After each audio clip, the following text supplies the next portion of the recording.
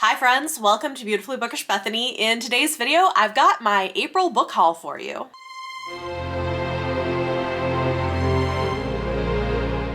How are we already to the end of April? We're gonna be halfway through the year soon, which is just absolutely wild. I have some very exciting books to share today.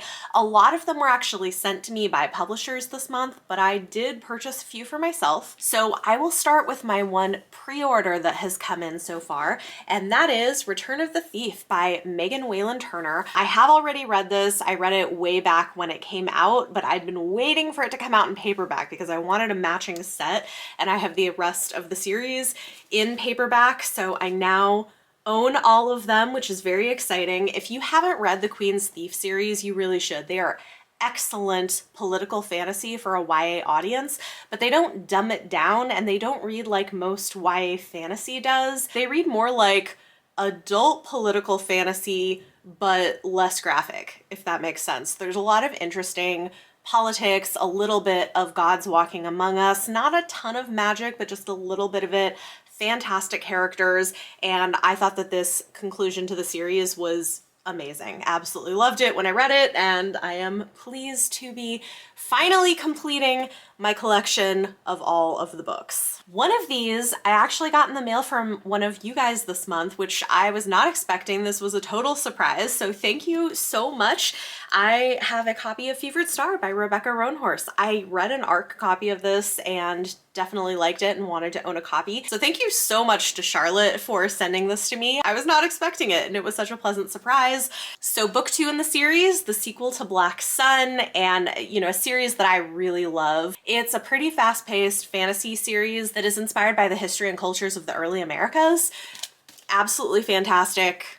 And I am excited to see where book 3 is gonna go when we eventually get it, so thank you, Charlotte. Next up, let's talk about all the books that came in the mail from publishers and authors this month. There were some very exciting ones, and I had quite a number of them. You might remember a few months back, I read Teen Killers Club by Lily Sparks that she had sent to me, and I loved it. I thought it was so much fun. It was sort of like a YA book version of a CW show. Anyway, the sequel is coming out in August and she very kindly sent me an advance copy. So this is Teen Killers in Love. Definitely excited to read this. The first one was just a blast. It was over the top, but in a kind of campy way. And then she also sent me Pop Rocks, which I haven't had in a minute, so that's fun.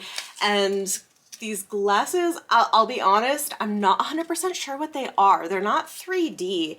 They have these like little circles on them. If anybody knows what these are for, let me know in the comments down below. But thank you so much to Lily. I'm excited to read this.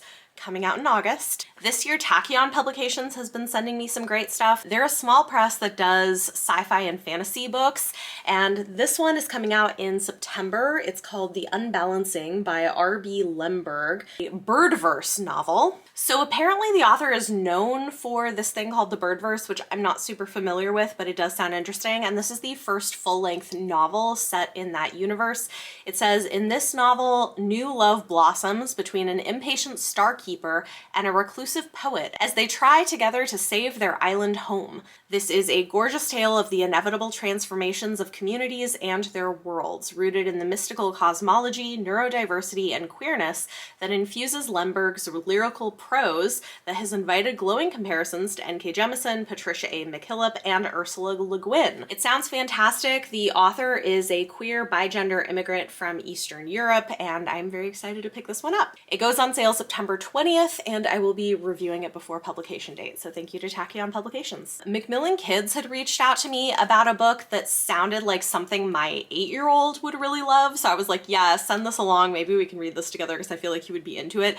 He is my budding environmentalist who recently was like, Mom, can we please buy a compost bin? And I was like, sure, we can do that. That sounds like a great idea. So I have Consider the Octopus by Nora Rowley Baskin and Gay Polisner. This is a middle grade novel about 2 kids who end up on a research ship around the floating debris that makes up the Great Pacific Garbage Patch. And so it's about saving our oceans and our earth. So again, this is right up the alley of my budding young environmentalist child. So I thought this looked really cute and sounded fun. Thank you so much to Macmillan Children's. Coming out May 24th from Forever Romance is A Lady for a Duke by Alexis Hall. I'm excited to read this. I read Boyfriend Material by Alexis Hall last year, which was a contemporary rom-com, and I loved it. It totally worked for me. The humor was fantastic, and this sounds really good. It's a queer historical romance for those who have romanticized Beauty and the Beast since childhood, especially love a gruff hero and adore the intense longing of the friends to lovers trope. The story follows the reunion of best friends, Viola and Gracewood. For years, Gracewood thought his friend died in the war, sunk deep into his grief, and Viola, guilt-ridden for keeping her secret from him. While the two find their way back to each other, war has irrevocably changed both their lives. With the opportunity to live her authentic life, Viola must adapt to society's restrictions on women. For Gracewood, he is slowly coming to terms with the scars Waterloo has thrust upon him, both physically and mentally. So this sounds really interesting. A friends to lovers historical romance with a trans heroine. Definitely excited to read this. It sounds great. The Harlequin publicity team sent me a book for promotion on Instagram. This is Book Boyfriend by Chris Ripper. Isn't that the cutest cover? I feel like this sounds amazing. It is a queer romantic comedy. It sounds adorable. There are 3 things you need to know about Preston P.K. Harrington III. 1, he's a writer, toiling in obscurity as an editorial assistant at a New York City publishing house. 2, he is not a cliche. No, really.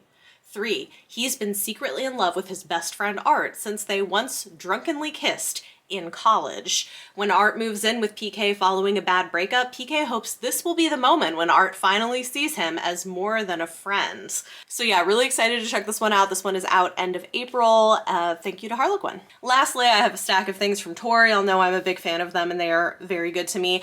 First up, I've got a finished copy of The Bone Orchard by Sarah Mueller, so thank you so much to them for sending this along.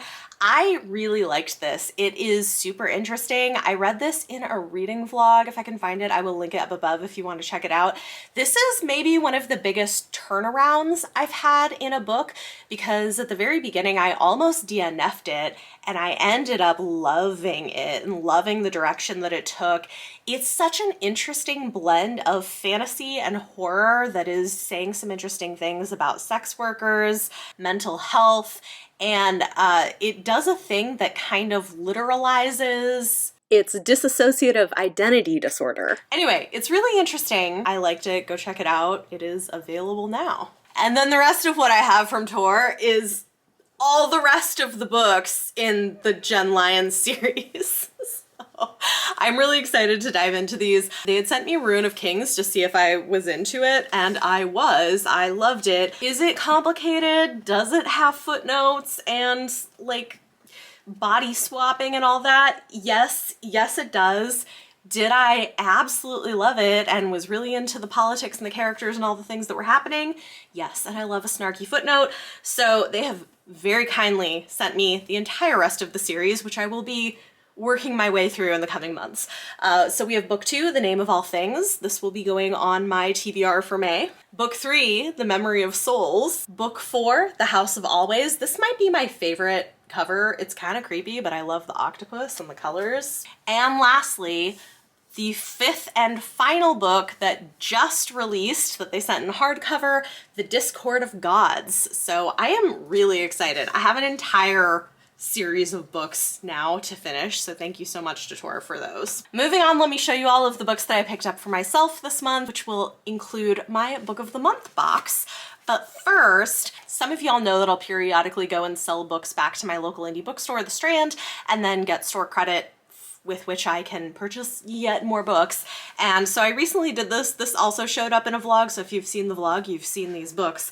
But I recently went and was able to pick up 3 books. The first is Clay's Ark by Octavia Butler. I am slowly collecting all of Octavia Butler's works.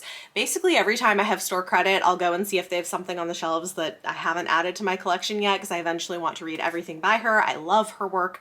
This one I didn't own yet, so I picked that up. I also got a book that's been on my radar that I really want to read. This is Savvy Sheldon Feels Good as Hell by Taj McCoy. It's a rom-com with a plus-size heroine, and it sounds adorable. Also, I have been seeing this everywhere recently traveling. I saw this in the airport, so I feel like this is getting some good publicity. Thrilled for the author. And then lastly, I found a pretty inexpensive used copy of The Sorcerer of Wild Deeps by Kai Shonde Wilson. It's a little Tor.com novella, which we all know I'm a fan of. I'm doing a whole readathon related to it. And I've read from Kaya Shante Wilson before and have, I think, the follow-up to this. So when I saw this, I thought I would pick it up. So I think that's a pretty good little haul for my store credit. So while I was traveling recently for my brother's wedding, which you can see in my tour.com-a-thon vlog, which I'll link up above if you haven't seen it yet, I picked up 2 books at the airport because, you know, you gotta buy a book when you go traveling. And one of them is really more for my kid and less for me, although I do also want to read it. But I got Last Night at the Telegraph Club by Melinda Lowe. I am kind of a hard sell on historical fiction, but I have heard rave reviews about this and I finally decided to pick it up. So it follows a Chinese girl who is going to a lesbian bar set in 1954 during the Red Scare paranoia where things are really dangerous for 2 girls to fall in love.